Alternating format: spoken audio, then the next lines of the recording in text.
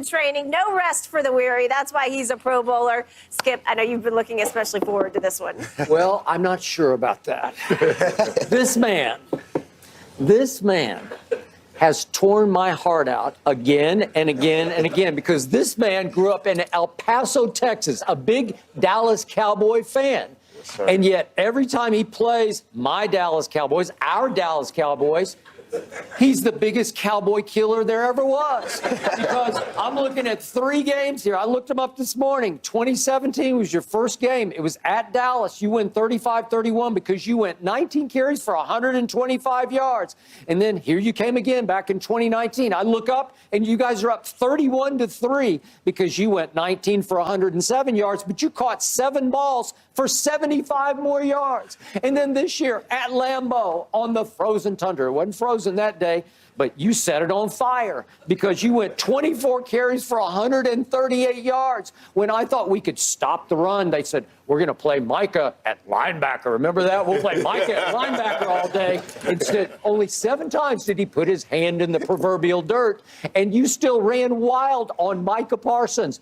What possesses you when you play our Dallas Cowboys? That was like you said, that was my childhood team growing up, and being from El Paso, I got to have a little bragging rights going back home. Everybody's Cowboy fans there, so I definitely don't want to hear that, spending the off season there.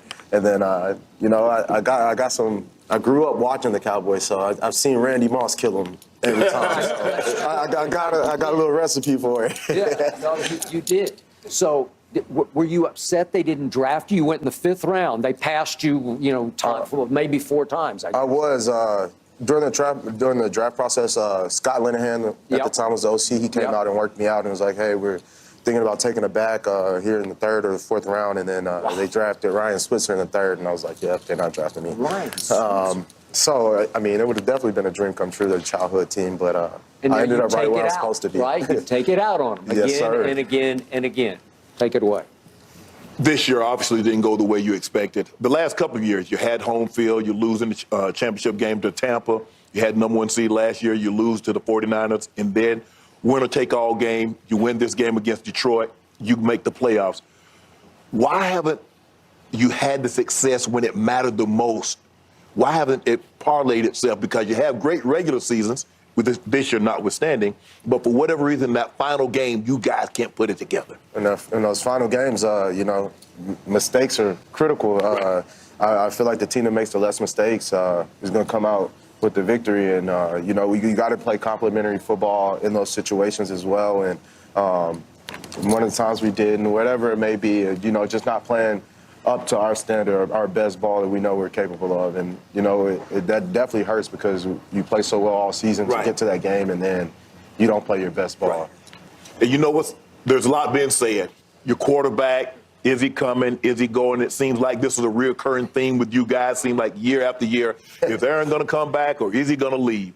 What's your best guess estimate of what's going to happen with Aaron? I think he'll be back. I mean, he got 50 million reasons to come back. 50 million. That's tough to turn down, man. And then, I think he wants to go out on his own. Like, if he's retired, I think he wants to go out on his own. Right. So I definitely see him coming back and playing, and I hope he definitely is in Green Bay. He's a great leader for us, and, a guy like that, he brings a lot of people along. So I got to know, have you tried ayahuasca? No, I have not. No? No, I have not. Well, it seemed to work for Aaron because I think he's won back-to-back MVPs off it. So have you tried some sort of darkness therapy or whatever it is? No, sir, I haven't. Okay.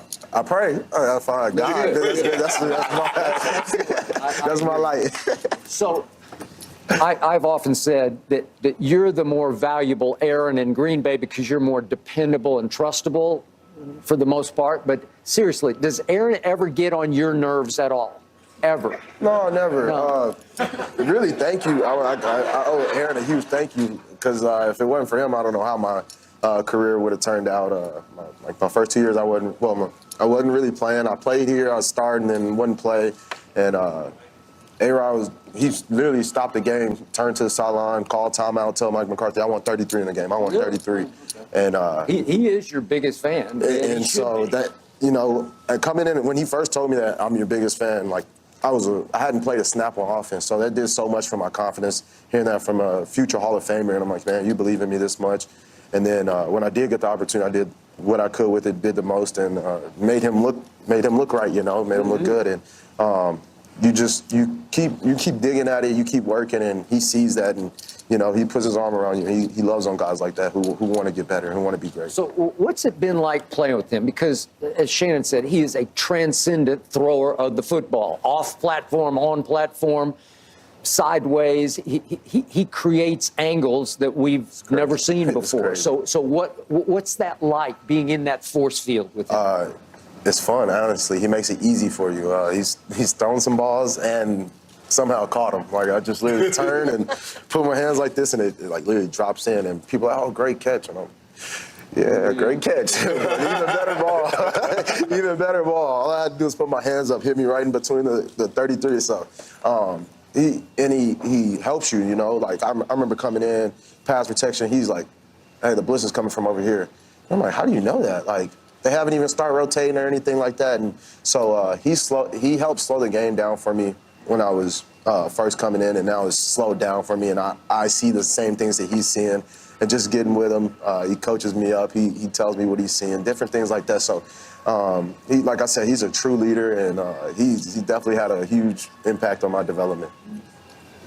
I know the season didn't go the way you expected the last couple of years, but do you have the pieces? Is everything that you need in Green Bay for you to get to and be in a game of this magnitude?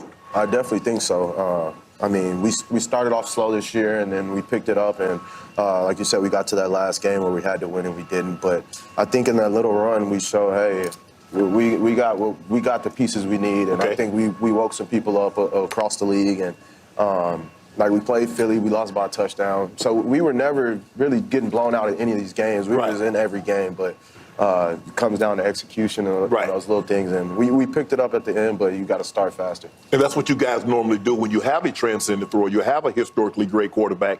It's always those plays that he normally makes in the end that normally wins you the game. And these were the games that you guys normally win that you started losing this year. How disappointing was that? Because you're like, damn, we're just so close. It's very disappointing, like you said, the past 3 years. I say it wasn't a huge difference. The difference was we'd be in one-score games, and we would just come out on the other side of it. And that's how good the league is, It's going to be close games. Most games come down to the last possession, and it's execution. And like I said, we just didn't execute in crunch time, and I think we'll be better for it. It's those small things, and you learn from them. So just by coincidence, you followed out here Austin Eckler. And it hit me last night. You two remind me a lot of each other because you're coming out of the same mold. You're a little undersized. You're a fifth rounder. He's undrafted. But there's something that burns inside of both of you that lifted you up in the league. Again, Shannon was a seventh-round pick. He did have a big brother who played at a very high level. But there's something that is driving you to come from UTEP, from quote-unquote nowhere, fifth-round pick, which some people would say that's for you, that was pretty good to even be a fifth-round pick. So 100%. What has motivated you? Do you watch Austin? Do you watch how hard he runs? Oh, yes, sir, I definitely do, and I'm a huge fan of him. He's been nothing but great since he's came into the league, and like you said, a guy similar to my stature. I feel like we're very similar. He catches the ball out of the backfield as well. I think his route tree is a little bit bigger than mine, but I'm working on expanding it. But a huge fan of him, and you don't see a lot of backs our size in the game. So when you see a guy your size and having success, you continue to root for him. Yeah. Let me ask you this, Skip. Let me ask. Jordan Love. Let's just say, for the sake of argument, this conversation here today, Aaron Rodgers doesn't come back. Is Jordan Love ready to step in and take that step and lead the Packers to where they need to be? Yes, sir. Jordan Love is ready. Jordan Love will be that guy. Made a huge jump this year. We've seen it. OTAs, we could see it, and then it just kept snowballing, and picking it up. And you can tell he wants to play. He's itching to play. And when his turn comes, he's going to be ready. I think he's going to be that guy. What's he got? Describe him to somebody who wouldn't know him. Jordan, very smart. He listens. He wants to be successful. He's going to put everybody in the right positions. He's going, if something ain't right, he check, hold on, and get everybody right. And it's just been so cool to see his growth, the development, him gain that confidence, and it showed. And I think even when he went in Philly, he played well. The games he went in, he played well, and he showed, hey, I can play at this level, and I can do it at a high level. How does his arm strength compare to Aaron's? Oh, he got some arm strength. I say it's right up there. I don't know if you could top me right. He's like one of the best to do it, but it's right up there. And some of the balls that we see him throw in practice, like, oh, like, yeah, you definitely getting that confidence. You can definitely see you're letting loose and just going out there and playing. And his escapability would be what to you? He can move. He can move. He's definitely athletic. You know, you don't see him run as much, but when something breaks down or he has to, he can go get it. And I think that's one thing that people kind of sleep on or will sleep on that'll help him in his game. So it sounds like you think you're going to be just fine if that's what happens. Yes, sir. I mean, I feel like we'll be just fine. I got a lot of trust in Jordan. Been working with him, you know, OTAs past 3 years, and so I get another one coming up this year to work with him and just continue to help him grow, and we grow together. Aaron Jordan, does the uncertainty leave the team at all in